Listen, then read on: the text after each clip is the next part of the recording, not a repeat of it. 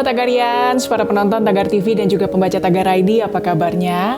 Senang sekali saya Korya Olivia bisa kembali menemani Anda di Tagar TV.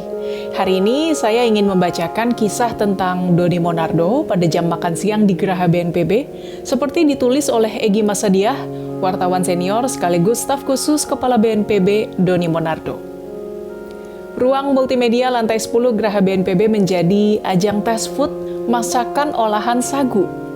Tidak tanggung-tanggung, Kepala BNPB sekaligus Ketua Satgas COVID-19 Doni Monardo sendiri yang berkesempatan menjadi food tester olahan serba sagu. Jam makan siang sudah lewat sedikit ketika Doni masuk ruang multimedia setelah berkegiatan rutin. Hari-hari biasa pada jam makan siang, Doni menyantap hidangan sehat yang disiapkan Mbak Endang, juru masak khusus di lantai 10 BNPB. Sudah sejak semalam sebenarnya, dia memberitahu bahwa hari itu, Rabu 16 Desember 2020, ada temannya yang mau membawa makanan olahan sagu. Namanya Halim, sahabat Doni Monardo, seorang pengusaha yang menekuni emas hijau. Selain menggeluti sagu, Halim juga membudidayakan porang. Dua bahan makanan pokok nenek moyang kita yang sangat berlimpah potensinya, tapi belum maksimal terkelola dengan baik. Padahal sebelum ada beras, bangsa kita adalah pemakan umbi-umbian, sagu, dan sejenisnya. Begitu masuk ruang multimedia, Doni menuju penanak nasi yang dijejerkan. Ada 6 jenis masakan sagu yang dihidangkan dengan cita rasa berbeda, yaitu biryani, kapsa, liwet, uduk Papua, sagu goreng, dan mama Papua. Selain itu, untuk makanan penutup juga terhidang wajik sagu dengan topping stroberi dan blueberry. Halim mendekat ke arah Doni dan menjelaskan jenis-jenis olahan sagu yang dihidangkan, termasuk memberitahu ihwal bumbu-bumbu yang digunakan. Semuanya organik. Bahkan untuk campuran bumbu, ada yang istimewa, yaitu menggunakan rempah khas Papua yang terbuat dari kulit pohon masoya. Salah satu pohon endemik yang tumbuh di Papua dan konon berasal dari Masohi, Maluku. Untuk diketahui, kulit masoya juga dipakai sebagai bahan parfum, salah satunya produk Hermes.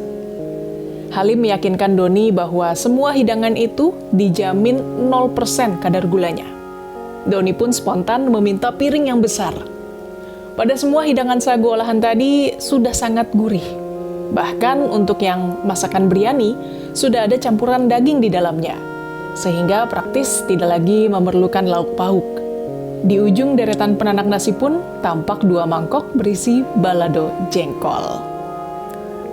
Sedikit mengilas balik ke belakang, sejak Doni Monardo menggulirkan program Emas Hijau tahun 2016-2017 di Ambon, saat masih menjabat sebagai Pangdam Patimura, Doni sudah mengkampanyekan menomor-duakan nasi dan menggantinya dengan sagu.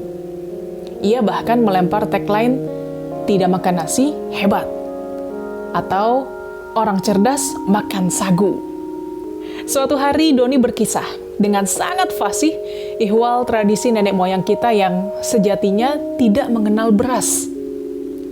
Para leluhur kita memenuhi kebutuhan karbohidratnya dengan ubi jalar, jagung, kentang, talas, sukun, singkong, dan sagu.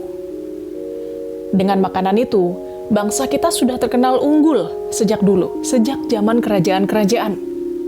Epik legendaris tentang Kerajaan Sriwijaya, Kerajaan Majapahit adalah sejarah nyata betapa unggulnya SDM kita. Dalam banyak prasasti dan data kuno, beras adalah tumbuhan yang banyak ditemukan di Pulau Jawa. Sekali lagi, Pulau Jawa, bukan Indonesia Timur dan sebagian Sumatera. Lantas mengapa padi atau beras kemudian dipaksakan untuk dikonsumsi di daerah timur Indonesia? Kemungkinannya ada beberapa faktor. Pertama, pemerintah masa lalu perlu memastikan swasembada pangan tercapai, dan padi merupakan varietas yang dapat diukur. Kedua, perlu dibangun dam atau bendungan dan sistem pengairan yang berbasiskan proyek. Dunia global kerap mengukur taraf sebuah bangsa dengan ketersediaan pangan standar. Dan pemerintah masa lalu memakai beras sebagai alat ukur pangan satu-satunya.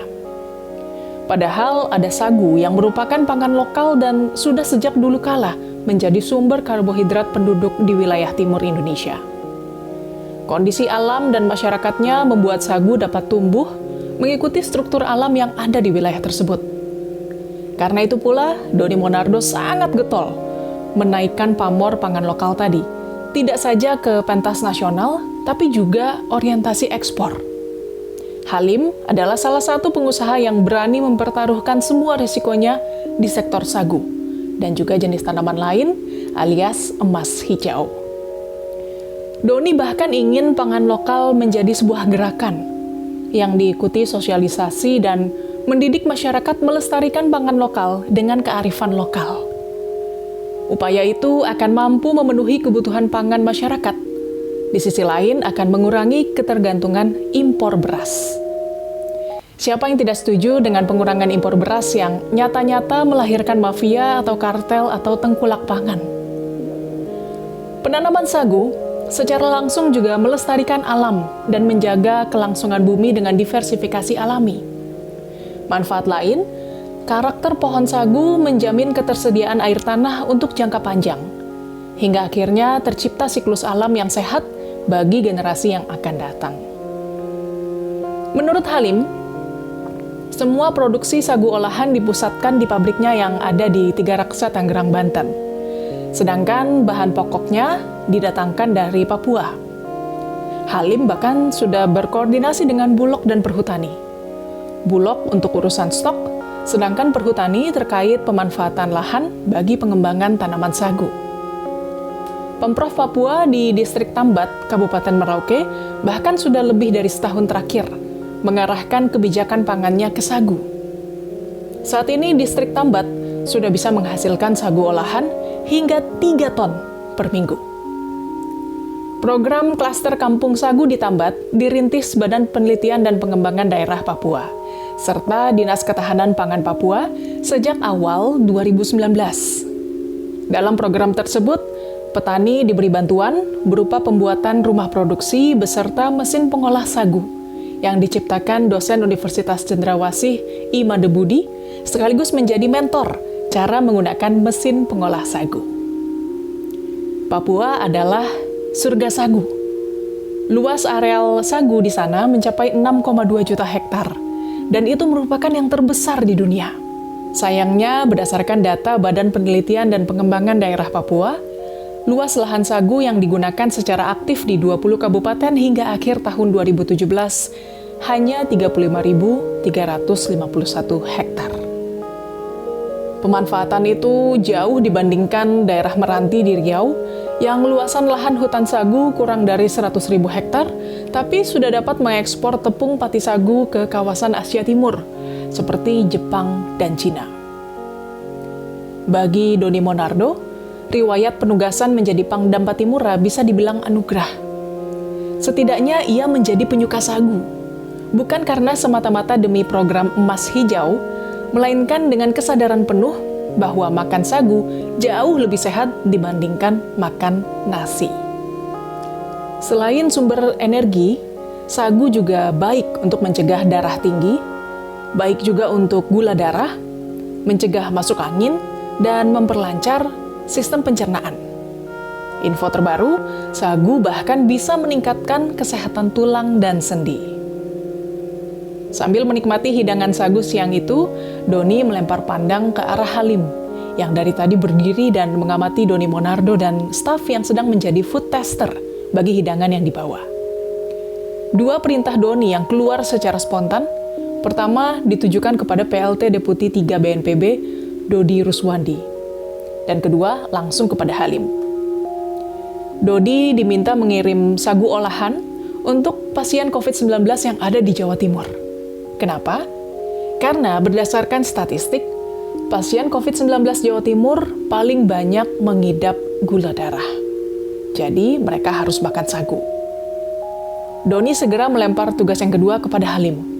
Sebenarnya bukan tugas, tapi saran, atau bisa juga dianggap sebagai ide. Doni meminta Halim membuat prototipe sejenis gerobak bakso keliling, tapi menggunakan sepeda motor roda 3. Maksudnya agar lebih luas jangkauan areanya.